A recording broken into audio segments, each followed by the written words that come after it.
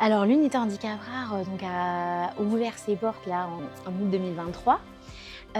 Donc on accueille des jeunes qui ont le syndrome de Prader-Willi, qui vont de 16 aujourd'hui à 22 ans pour le plus âgé. On est ouvert 210 jours par an, du lundi au vendredi. Le lundi est dédié en fait aux réunions d'équipe, aux réunions cliniques, et l'après-midi, les équipes vont en visite à domicile ou sur les établissements. Le mardi, justement, c'est le retour de week-end, effectivement une nouvelle dynamique quand ils arrivent. Donc ils arrivent à partir de 10 h sur le site. On a effectivement pas mal de points de blocage souvent à leur arrivée, hein. Nouveau rythme, nouveau planning, voilà, on essaie de cadrer les choses. On est une équipe vraiment de proximité parce qu'on est sur un accompagnement quasiment de 1 pour 1. Ce qui nous permet donc à l'équipe de pouvoir travailler en proximité, de nous poser un cadre tout en étant très flexible aussi. Parce que voilà, l'idée c'est de pouvoir s'adapter au quotidien en fait, sur le rythme des jeunes qu'on a. Effectivement, les jeunes sont très fatigables. Il y a des moments où on essaye au maximum en fait, de les accompagner avec les besoins et leurs capacités. C'est-à-dire que par exemple, on va faire un temps de repas. Le temps de repas, voilà, le matin, on leur demande beaucoup. Le matin, c'est souvent les temps d'activité sportive. Et du coup, après les repas, souvent, on va demander des temps calmes, des temps de repos.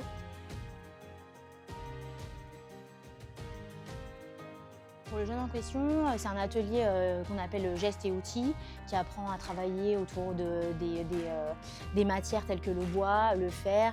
Il est plutôt content parce qu'il repart toujours avec quelque chose qu'il aura confectionné. Le moniteur d'atelier en fait, essaye en maximum de personnaliser aussi en fait, ses souhaits, ses désirs, parce que voilà, il adore tout ce qui est Star Wars par exemple. Et du coup, en fait, il va créer plein de choses autour de cette thématique-là. Le bassin thématique, c'est comme la piscine. Ça permet aux jeunes de se mouvoir plus facilement dans l'eau, de faire plus d'activités, de sentir son corps et d'avoir une meilleure rééducation.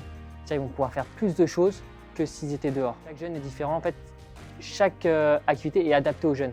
C'est-à-dire que même si on fait de la salle d'entraînement effort pour 4 jeunes, chaque séance va être adaptée aux jeunes précisément.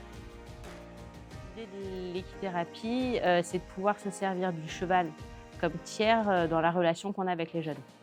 Un jeune comme Riyad qui peut être en colère ou frustré de quelque chose, le cheval va vraiment venir en tiers, en plus de nous, et on pourra se servir de lui pour apaiser la situation, par exemple. On a la première étape qui est le pansage, où ça revient chaque fois, c'est un rituel.